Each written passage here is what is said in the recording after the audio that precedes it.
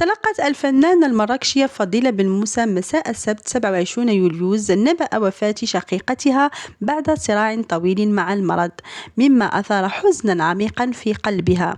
الفقيدة التي كانت تقيم في فرنسا لتلقي العلاج فارقت الحياة بعيدا عن أرض الوطن، مما أضاف طبقة أخرى من الحزن على الفاجعة.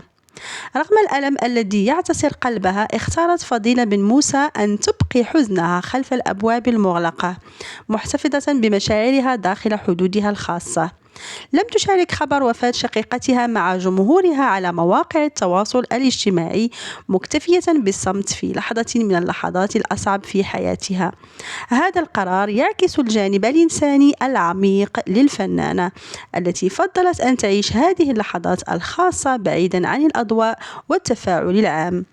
الجمهور والمحبون يعبرون عن تعاطفهم العميق مع فضيلة بن موسى في هذه الأوقات العصيبة، داعين الله أن يلهمها الصبر والقوة لتجاوز هذه المحنة.